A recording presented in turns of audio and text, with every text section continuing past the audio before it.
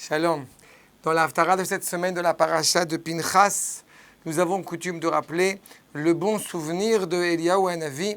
Nous sommes à la veille du jeûne du 17 Tammuz et peut-être nous faut-il rappeler l'importance justement du zèle, l'importance de la remontrance.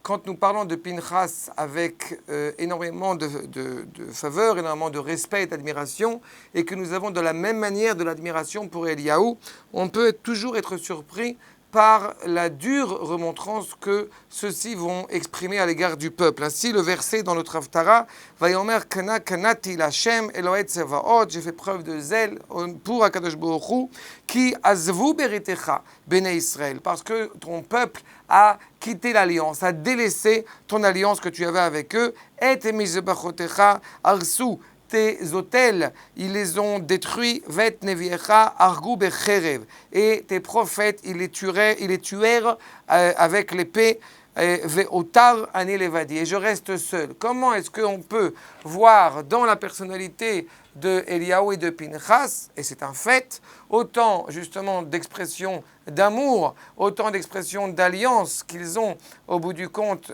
avec Akadosh Baruch Hu, alors qu'il nous fait des remontrances d'une telle envergure? Eh bien, la réponse, je crois que je vais me permettre d'utiliser une petite histoire qu'on retrouve dans la Gemara, dans justement Baba Batra, pour essayer de comprendre ça un petit peu plus en profondeur. Tout d'abord, effectivement, nous dit Rabba Bar Hana qu'il a vu une grenouille qui était grande, qui était énorme, comme, au bout du compte, comme une ville.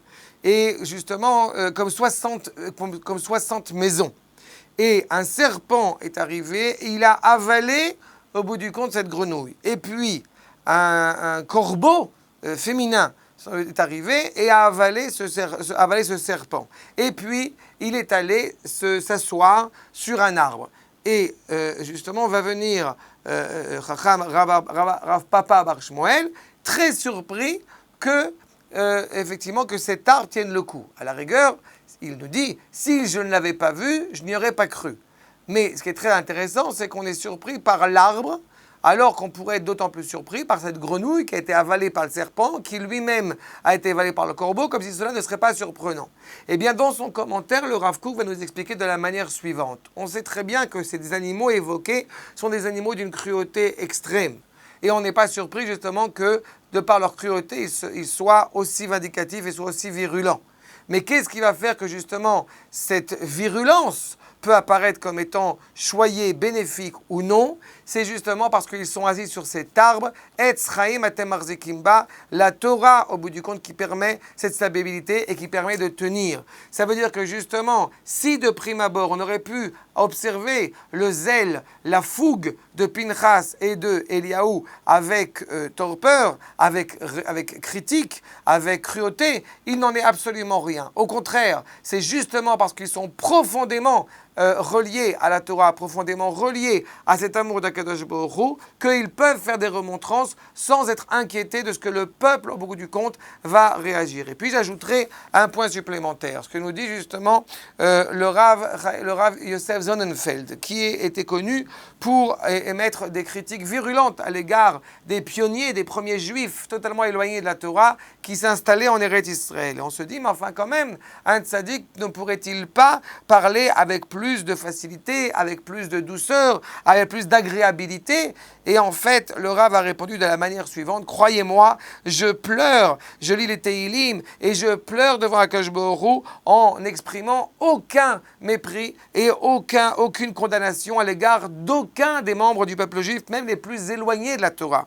Mais c'est exactement ça la grandeur qu'on va voir dans le Rav, justement, Yosef Chaim Sonnenfeld, ou Pinchas ou Eliyahu, cette idée justement d'avoir un amour devant Akadosh Baruch Hu inconditionnel, mais justement par des remontrances qu'ils vont faire au peuple, ils vont lui permettre justement de revenir pleinement à ce qu'il est, c'est-à-dire dans sa grande noblesse, d'être justement le fils d'Akadosh Baruch Hu. Je terminerai par ce point qu'on trouve dans les commentaires, dans les écrits du Rav Kook, où effectivement on pourrait penser que ce qui est quand même beaucoup plus agréable, ce serait la personnalité de Aaron plutôt que la personnalité de Moshe Rabbeinu, et c'est exactement ce que relève le Rav Kook en mettant en évidence évidence le fait qu'au bout du compte, quand on cite ce verset dans Yoël, Yaakov Adin et Tahar, celui qui au bout du compte va quelque part abaisser la justice sur justement de la montagne, quand le peuple se remplit de crainte révérentielle envers Akadosh Baruch Hu. Grâce à Aaron, le peuple se remplit effectivement d'amour, mais un amour malheureusement qui peut s'effriter, qui peut ne pas nous amener à ce que nous devons être. Et à l'inverse, Moshe Rabbeinu, qui lui justement va faire des remontrances, va essayer de réparer le peuple. Et bien c'est le même Moshe Rabbeinu, justement, à l'approche du 17 Tammuz, qui est le meilleur avocat qu'on ait pu avoir, qui se présente devant Akadosh Baruch Hu en lui exprimant bien son profond regret si on remettait en cause l'existence du peuple juif. Je préférerais que tu m'effaces de ton livre, Mechenina Mesifrecha, plutôt que d'effacer un cheveu justement du peuple. Donc nous voyons bien, parfois la remontrance est rude, mais l'amour n'en est que d'autant plus grand. À l'approche du 17 Tammuz, où une des raisons qui est évoquée, qui justifie le fait que nous jeûnions le 17 Tammuz, c'est justement la brisure des tables. Cela était fondamentalement nécessaire, pas par chas v'chaïla, pas par que Dieu nous en préserve, par mépris, par haine du peuple, bien au contraire, pour permettre au peuple justement de se réparer, de se réveiller, et Bezrat Hashem d'amener très prochainement la délivrance et de reconstruire tous ensemble le troisième Beth Amikdash. Shabbat Shalom.